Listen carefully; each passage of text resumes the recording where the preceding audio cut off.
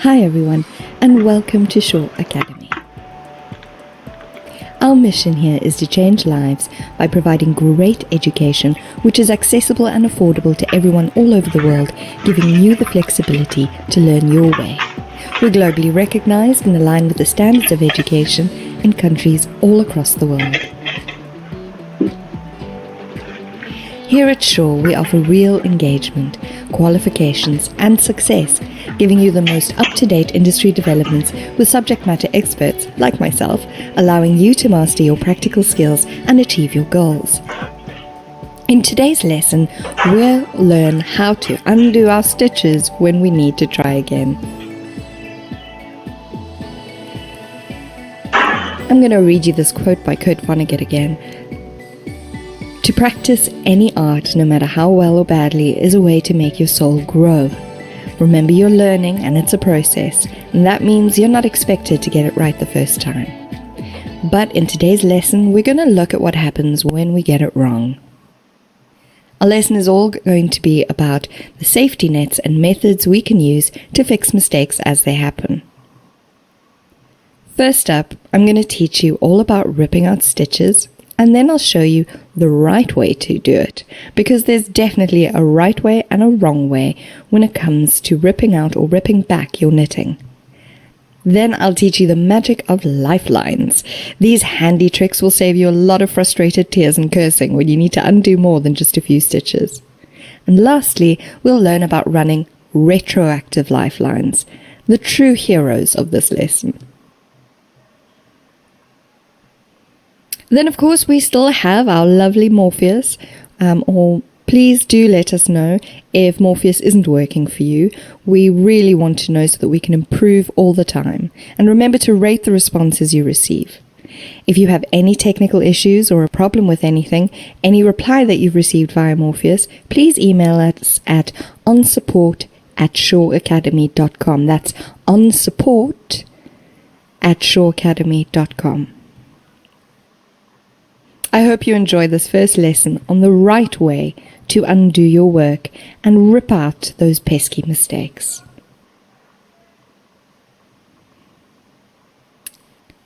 Lessons 1 and 2 of this module are all about identifying and fixing mistakes. I'm sure that you've figured out by now that sometimes your knitting goes wrong and you have to start again. We all make mistakes when we knit, and we can make even bigger mistakes when we try and fix what we did wrong in the first place. So in the next 2 lessons, I'll be going through the different errors we can make and how to best fix our knitting mishaps. Think of this lesson as part 1 of 2, with lesson 2 of this module being part 2. Why didn't I show all of this to you at the beginning of the previous module? Well, learning a new skill can be really overwhelming, especially when you're just starting out, and suddenly learn about everything that can go wrong. The fear of getting something wrong is certainly not helpful when it comes to knitting. I want you to be fearless knitters. Knit first and ask questions later. I also want you to have a little bit of knitting experience under your belt, so that when I show you what's gone wrong, you can say, "Oh yes, I did that." But most importantly, I'm teaching you these skills because they're not just for beginners. Every knitter at every skill level makes mistakes and needs to know how to fix them. We use the term ripping out or ripping back to describe undoing our stitches, but it's not nearly as violent as it sounds. When pulling out all your stitches to completely unravel your knitting, it's called frogging. I'm not sure why it's called that, but it's a cute term for the process. Just like everything else that we've learned so far, there are numerous ways to fix a mistake. If one method doesn't work for you, experiment until you find a technique that does. This will be particularly relevant in the next lesson when we deal with dropped stitches. In general, though, there are 3 main things to bear in mind. The first is that you can set your knitting up to get it ready for any future mistakes. You can undo stitches as you make the mistake, fixing things as you go, which is the quick and easy way of doing it, but this isn't always going to be an option. Often we don't realize that we've made a mistake until a few rows later, which brings me to the last way, going back to fix a mistake long after you've made it. Let's start with the quick and easy fix-as-you-go method of undoing your stitches one by one. Before we learn this skill, let's do a quick recap of how to read our stitches so that we know which parts to work with. You can't fix a stitch until you know what you're looking at. If you can't identify the difference between a knit and a purl stitch, then you run the risk of trying to fix your mistake and making an even bigger one in the process. Let's start with knit stitches. We'll be using them extensively in this module to knit our hats in the round. Simply put, a knit stitch is shaped like a little V or like an arrow pointing down. If your arrow is pointing up, then you're actually looking at two different parts of two different stitches. So remember, little V's or downward arrows. Purl stitches are the bumpy ones, the little caterpillars or tiny rainbows, whichever description makes most sense to you. It's odd to think that garter stitch looks like purl stitches, but is made up of knit stitches. But if you ever forget how to identify your purls, just look at some garter stitch knitting. While we're at it, let's brush up on the front loop of our knitting. The front loop is the half of the stitch on the front side of the needle, the side closest to you. The back loop is the half of the stitch that is on the other side of the needle, furthest away from you. The arrow in this image is pointing directly to the back loop on this knitting that you'll remember from an earlier lesson. Sometimes you make the wrong kind of stitch and you see the mistake immediately, like if you're knitting moss stitch and you accidentally knit two purls instead of alternating between knits and purls. You can use this method of undoing your stitches one at a time to go back and redo the stitch you got wrong. This is going to sound complicated, but that couldn't be further from the truth. Hold on tight as we go through the steps, and remember, there will always be a video demonstrating the methods if these instructions don't work for you. We all have different ways of taking in new information. Essentially, you're hitting the rewind button on your knitting and knitting in reverse by using the left needle to pick up the stitch under the loop on your right needle and then sliding the loop off while keeping that stitch on your left needle. Let's slow it down and go through this step by step. First, take your left needle, stitches and all, and put it in the stitch that is hanging from the loop on your right needle. Put the needle in from the front to the back, that's important, like you're poking your knitting with your left needle.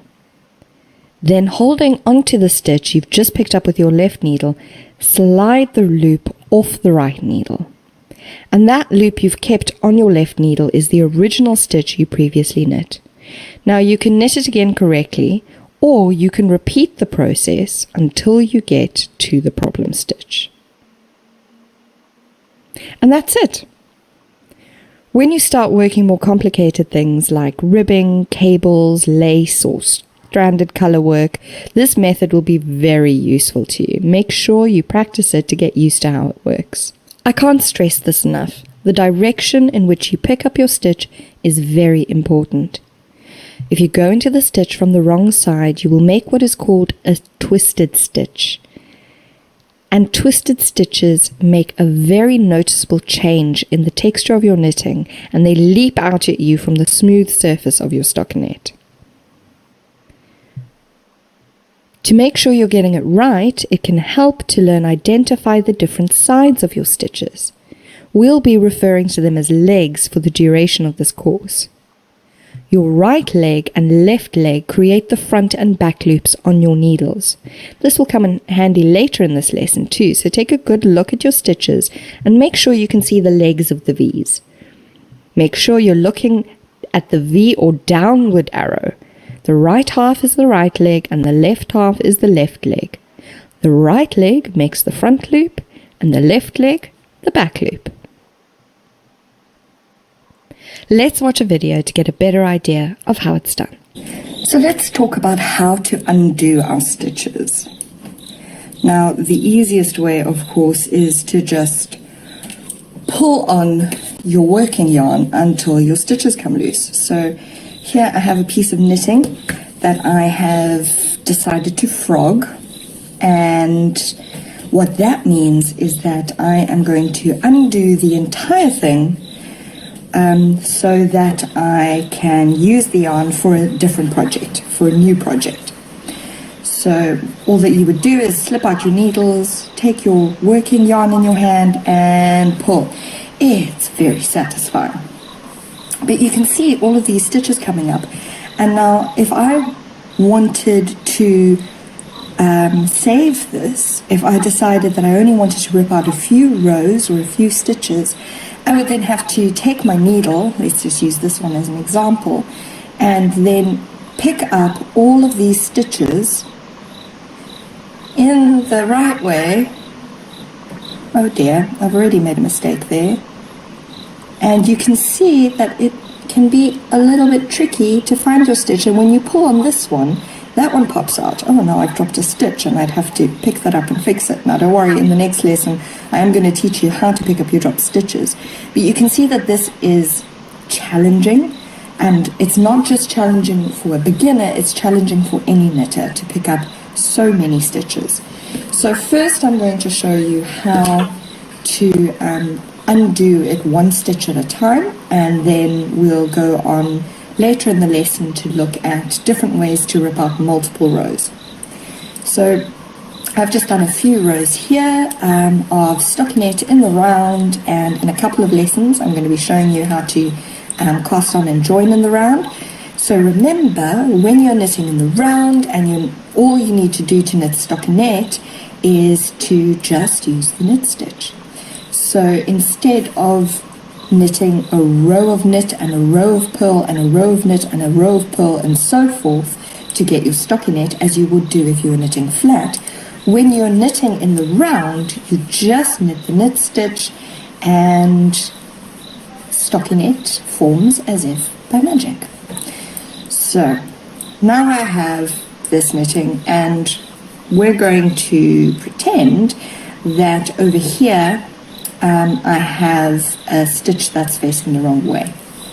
So over here I maybe did a purl stitch instead of a knit stitch, or if I was doing rib and I was knitting knit one, purl one, knit one, purl one,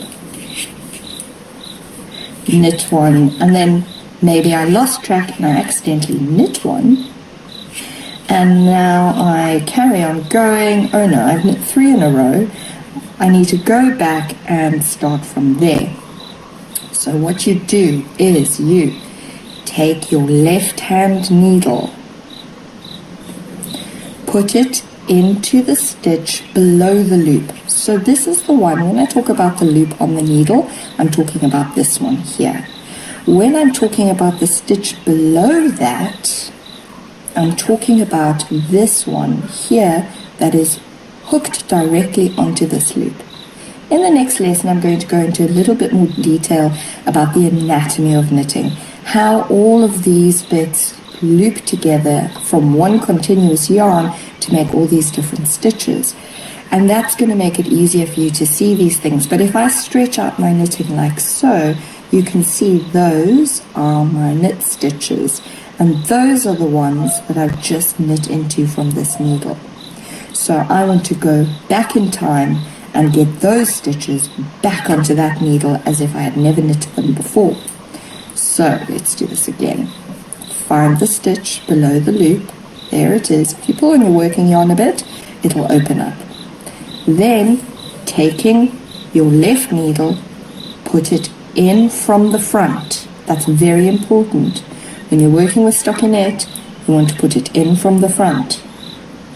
Then you're going to slide that loop off the needle and pull the yarn free.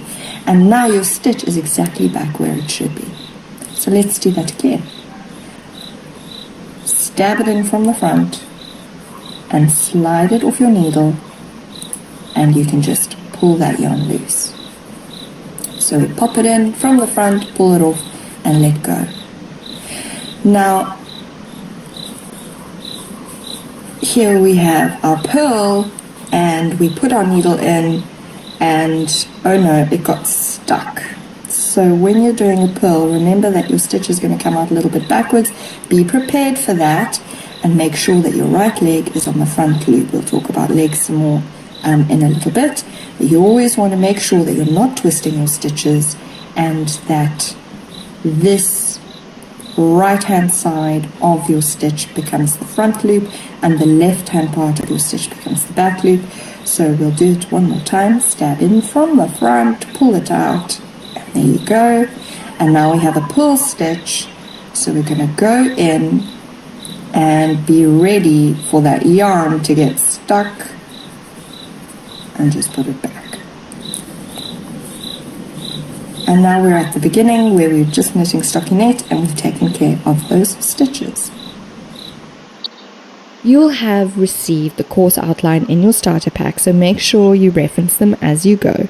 We'll be keeping an eye on each of those practical skills and demonstrate how you're building up to them with each lesson and each module. Now remember that this course is a 16-week course which consists of 4 modules. Module 1 is basic, Module 2 is intermediate, and Module 3 is advanced. And Module 4 is considered to be proficient, in which we will have learned everything we need to know for your professional diploma in handcrafts knitting.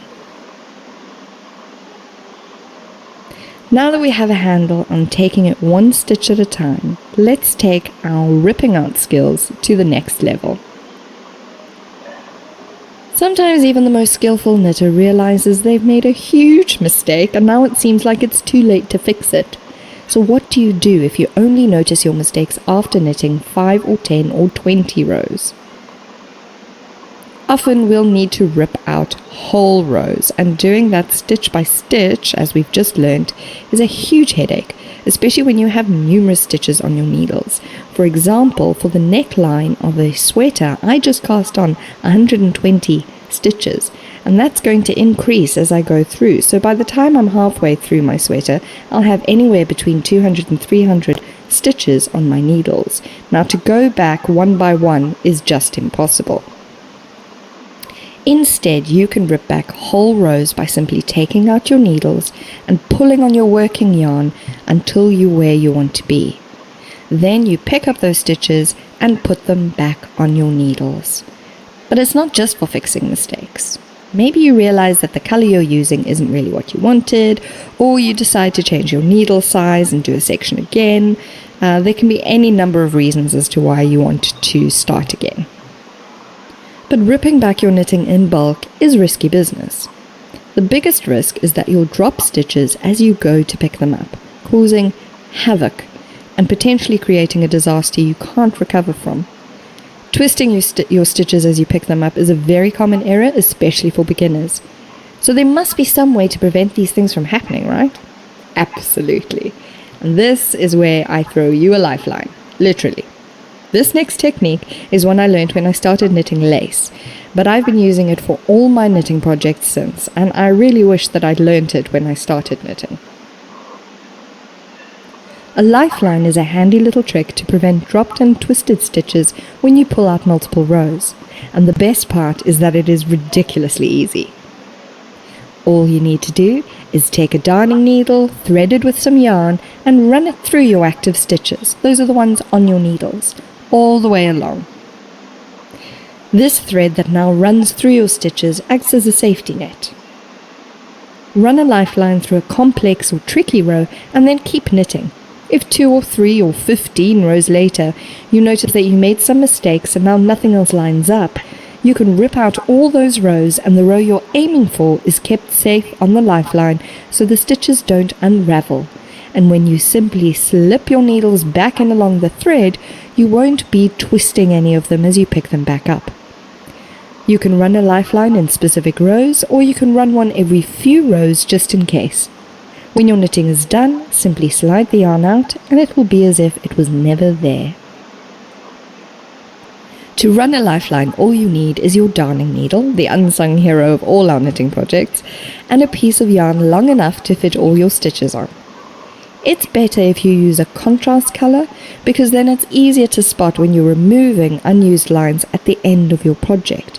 You don't want them to blend in so that you've forgotten where your lifeline is. I also prefer to use a yarn that is thinner than the yarn I'm knitting with. It just slides out more easily. Some of the more expensive interchangeable knitting needles come with a specially designed cable that lets you run a line as you knit by anchoring a piece of yarn through a hole in the cable. And if it's on the pricey needles, then you can be sure that experienced, long-time knitters are using them for when they make mistakes. I can't emphasize it enough. Every knitter makes mistakes. It's not because you're a beginner or because you're terrible at knitting. If you have some knitting handy, join me as I walk you through the very simple steps of running a lifeline. So as I said in the previous demo, when you want to unpick or undo a lot of stitches, what you need to do is slide your needle out and then pull those stitches out.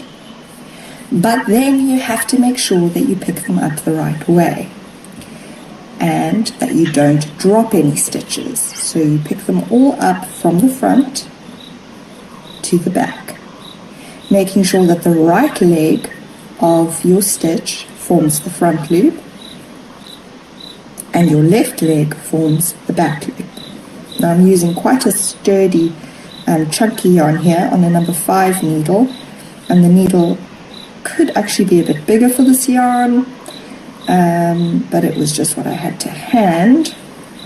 So it's quite a snug fit, but the needles are quite thin and slip in quite easily, so that wasn't too difficult. But as I showed you before with this project here that I'm in the process of frogging, which gives you lots of loose yarn. There we go, there's our working yarn. So if I just rip all of these out, eventually I'm going to lose some stitches. But sometimes you do need to rip out whole sections, and there are a lot of different reasons for that. It can be because you've made a mistake in your counting. It can be because you changed your mind about a color that you want to use or a yarn that you want to use, or you want to change your needle gauge and you need to go back so that you can start knitting with that needle from the beginning of that section. There are a lot of reasons why you might want to rip out all of your stitches. Okay, so if I was to take it all the way out and rip out the entire thing, that would be frogging, which is what I'm doing here, which is why I'm not worried about dropping these stitches, because if I stretch here and I pull here, this is what happens, and those are all dropped stitches which I would have to pick up again. And sometimes when you're knitting, you just drop one stitch, and as I said before, in the next lesson I'm going to teach you how to pick up a dropped stitch. So what happens when you're busy knitting and just one falls down? We will cover that in the next lesson. Until then, we're going to look at ways to prevent you from losing stitches or from picking them up incorrectly when you're knitting. So here we have our little demo piece. So we'll need a darning needle and we'll need a length of yarn that is as long as the circumference of your knitting, especially if you're knitting in the round. Obviously if you're knitting flat, then just the length of your knitting. I've used a nice and sparkly DK yarn so that it's easy to spot. And to run a lifeline, what you're going to do is you're going to thread your needle and you're going to use this piece of yarn to protect yourself from future mistakes. So take your darning needle and simply put it inside your stitch. Try not to pick up any other piece of your knitting. Sometimes it helps if you move the needle along and you work along the cable, if you're knitting in the round and you're using circular needles, or it can help to switch your knitting onto a smaller set of needles so that there's more room for your darning needle to go through. And you're going to thread through this piece of yarn. Now it's stuck somewhere, and that means that I have inadvertently gotten it either twisted like I did here, or I have absolutely no idea how that happened, or I have gone through a piece of yarn like I did there. If that happens, the only thing you can do is to take it out and start again, because you do not want your lifeline to be causing you more work, more hassles, and making more issues for you. So there we go. I have untangled it, and I'm just going to thread it again. So let's see if we can do this without picking up anything else. It's always easier along the cable. And have patience when you're doing this. Go through a lot slower than I'm going through now. Take your time and leave a decent enough tail on the end so that you don't run out of yarn and lose stitches. So we're going to keep going around, picking up our stitches, and getting our yarn caught on our needles.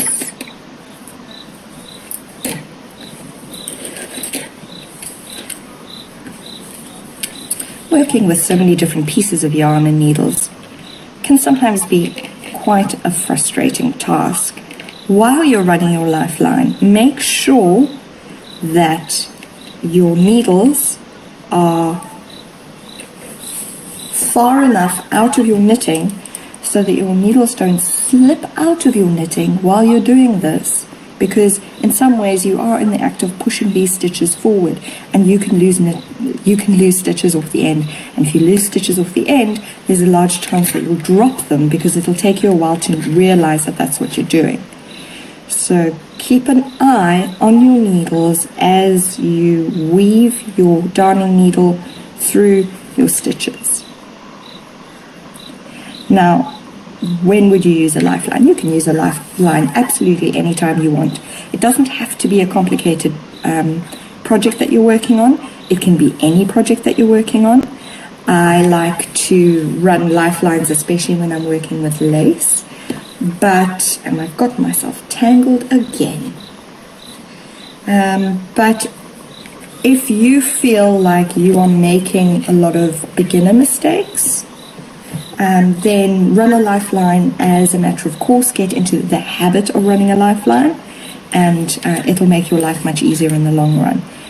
It also means that when you do start working on more complicated projects, running a lifeline isn't a chore because it's something that you've gotten used to doing. So now we're almost at the end, and we just pull it through. Now if you want to, you can loosely knot or tie your lifeline. It depends on how long it is. I like to leave mine long and then not have them come out. So bear in mind you have a second piece of yarn running through your stitches, and what that's doing is it's adding thickness in a way to your needles in essence. So when you're knitting, you might have a little more difficulty than usual for getting used to, in this row, getting your stitches through, getting your needles through your stitches. And now all you do is you knit, making sure not to knit your lifeline. Now we're just going to keep knitting. Don't knit your lifeline. When you are bringing your yarn back through, that is when you are at the greatest risk of knitting your lifeline. And the moment you see that you've knit your lifeline, go back and try and fix it. The other reason why I don't like to tie my lifelines, but just leave a really nice long tail, is because you'll sometimes find that once you've run a lifeline, you've run that whole section of knitting quite tight. And it makes it more difficult to maneuver it on your needles, which is why you'll have things like this happening. Now that's not the end of the world at all, but it is a lot more comfortable for knitting if your lifelines have some give so that you can maneuver them around. So you'll sometimes see they'll be sliding around you on top or underneath your work. Your lifeline will move. That is not a problem. It's not an issue unless you have difficulty with accidentally knitting your lifeline. And we're just going to keep going for a few more stitches so that you can get an idea of what happens when we pull our lifeline out. I also want to show you that I ran this lifeline from, let's find our starting place, here.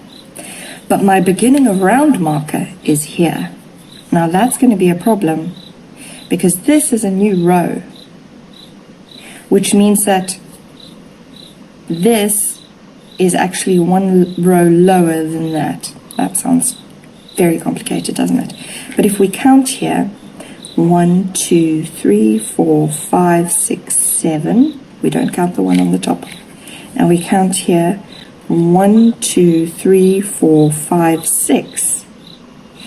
If I take my lifeline, if I take my stitches out down to my lifeline, I need to be aware of the fact that I ran my lifeline in the middle of a row. So this side is going to be longer than this side. Always try, if you're knitting in the round, to start your lifeline from your beginning of round marker. That's quite important. But again, not the end of the world if you get it wrong. You just need to be aware of the fact that you've started in the middle of a row. Now let me give you an example of what happens. Oh no, I've knit the wrong stitches. I've got to take this whole row out. Let me just slide my knitting needle out because honestly it's too much effort for me to go back and undo all of these stitches. It's far too many stitches. Take my working yarn, pull on my working yarn all the way along to where I want to stop, and now all of these stitches are being held by my lifeline. They can't drop, and I can't pick them up in the wrong way because I'm simply going to be picking them up in exactly the same way as the lifeline goes through. So I'm going to use my needle, my left-hand needle, to simply pick up my stitches in the same direction as the lifeline is running, and try not to pick up my lifeline. And I'm going to just continue with that all the way to where my needle is waiting for me on the other end. Now, the reason why it's important to know where your beginning of a round marker is because if I have started a new row, here's my beginning of round marker, this is where I started threading, there's a potential that if I were to take my needle out all the way to my beginning of round marker, I'd be knitting this set of stitches twice, so that would end up being longer. And it's as simple as that. You just follow your yarn, make sure you're picking up the stitch and not this little bottom bump over here. You're just picking up the stitch, and you just keep weaving them on to your needle. And if you find that your needle has dropped a bit, pull on your lifeline and give yourself a little bit of yarn to work with there. There you go. I'm sure you get the idea. That is what running a lifeline is for. It is so that you can rip back a whole bunch of stitches without dropping your stitches, without twisting your stitches, without getting them all in the wrong direction. Now I'm going to just quickly pop these back on so that I can show you what a twisted stitch looks like. So let's see, we have these stitches left. Now for these last 3 stitches, I'm going to pick them up in the wrong direction. So I'm going to go in from the back and scoop them up. It's already causing issues with my lifeline. And put that one on there, and last one, and I'm going to pull this bit of my lifeline out, and let's see if you can notice the difference. So it'll feel strange to knit into a twisted stitch, because now if you look here, my left leg, that one, my left leg is the front loop, and that's what we don't want. We want the right leg to be the front loop. So we'll knit into it, and it'll feel a bit awkward, it'll feel strangely tight, and when you try and go into your next stitch again, it'll feel very awkward, like you're reaching in far back to pick up that stitch. And then let's knit a couple of regular stitches with some sparkles attached. Accidental sparkles are best. Right, now you can't see very clearly here. I'd need to knit an entire another row, but these ones, instead of being little V's, look more like little hearts. So those ones are V's that have little legs that can open and close like they're doing a little dance.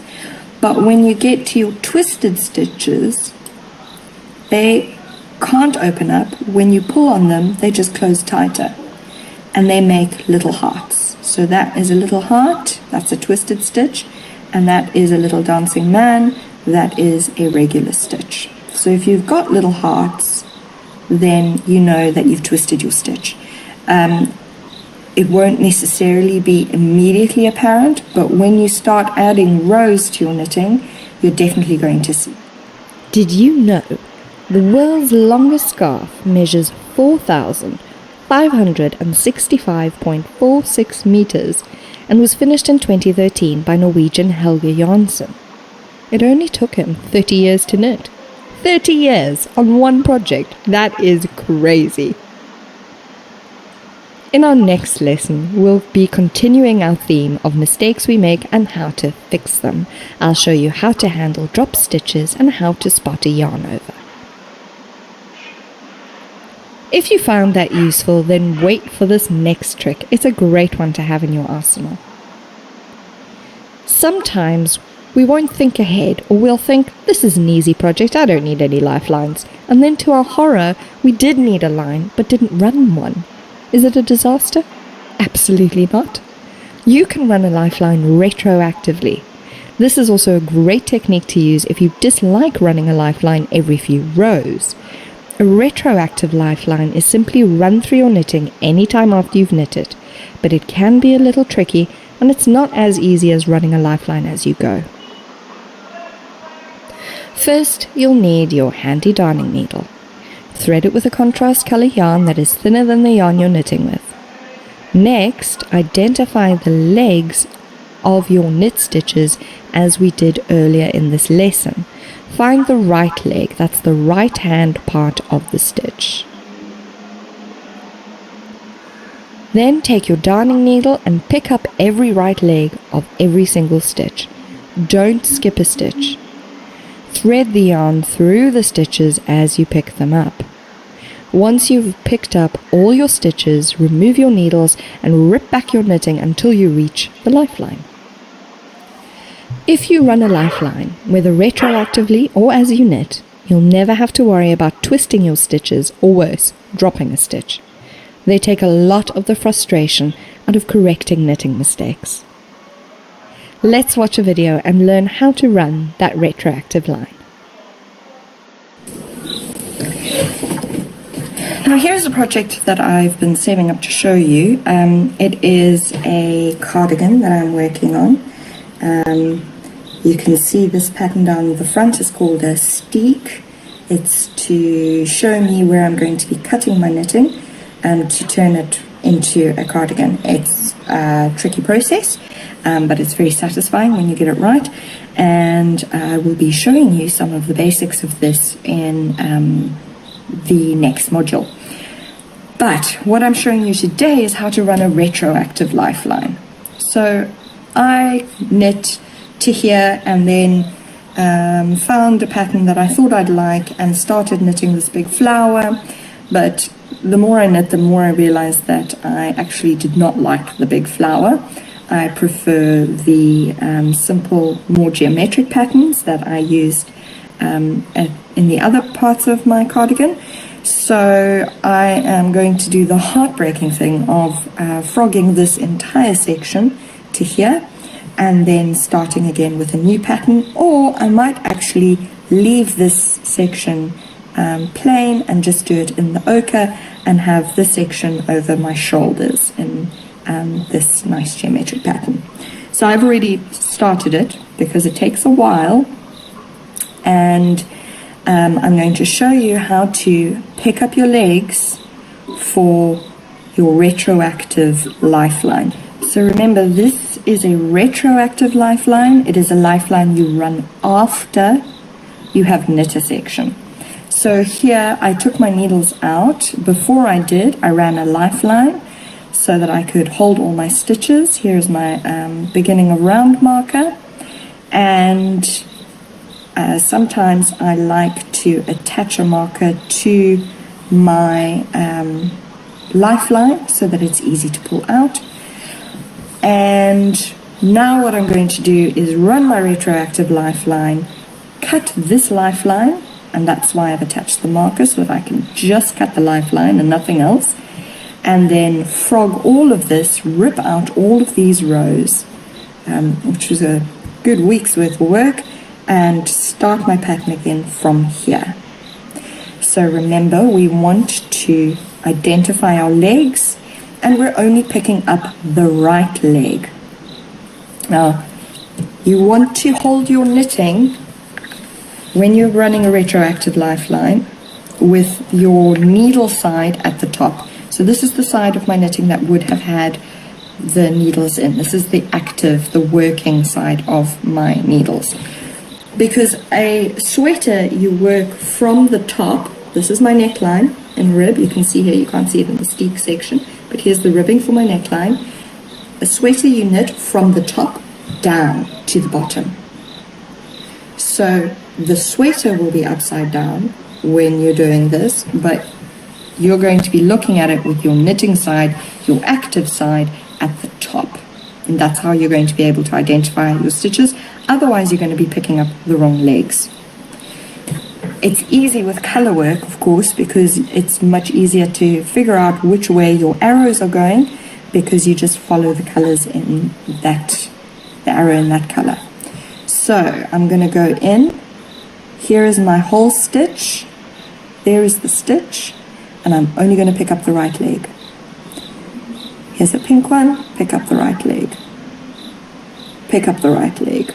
Now, the yarn that I used here, the ochre yarn, is a different brand. It's a different make to the white and the pink yarn that I used. And this off-white color and the pink are a tiny bit thicker. So sometimes my ochre stitches are a bit small, and I need to just stretch out my knitting to see which stitch is in line with the white V's, and it's that one. So that I'm always picking up the correct row, and I just pick up the right leg. When you can't see, you can stretch it out, and you make sure that you only pick up the right leg. Don't go in and pick up both legs.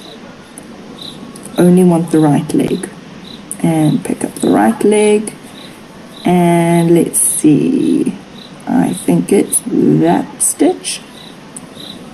Is it that stitch? Yes, it's that stitch. So we're going to pick up that stitch, and then just the right leg. That's all you want, is the right leg. I'm going to keep saying that until you're sick of hearing me say it. And once you've picked up all the right legs and you've woven it through, you have your retroactive lifeline. So now you can cut your original lifeline, which is always a little bit scary. Pull it out. Now, if you have a removable marker, what you can do is you can take your marker and find your beginning of round, which should be in this row, and then pop it in here. Now, of course, that is easier to see when you have color work, because I've put my steek rows in here, which are all mixed up, so that I can see a clear line of where my round begins. But what you can also do is take a crochet hook or a piece of yarn or a ruler and just run it up from where your beginning of round marker is until you get to that spot, and that is where you'll put your marker in. And then now it really is just a case. You can do this a lot more neatly. You can ball up your yarn as you go, You can see the inside, that's what the color work looks like on the inside, the Fair Isle knitting. And I'm just going to keep going and going and going until I get to my lifeline, which will then be holding all of my stitches ready for me to pick up and continue in my next color. Remember, you can always change your class date and time so it is convenient for you. And should you feel the need, you can restart the course anytime, or you can watch a lesson to reference back to it. I'm going to remind you as well that if you want to access your Shaw Academy course, you can go to our website or you can download our app.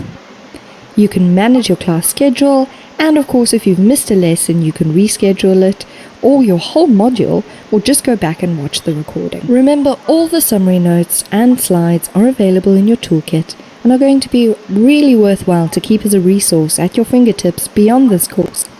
The lesson notes will only become available after you've attended your class or caught up with your lessons. These are going to be great for when you start preparing for your assignments. We're building on all those skills from the last module, using the tools and techniques to make our stitches. We're also gaining information that will build our ability to read a pattern, and we've learned some great new techniques. Soon in this module we'll start our next project, our hat. Congratulations on completing your first lesson, and thanks for joining me today. I really hope you enjoyed it. I'll see you next time for lesson 2.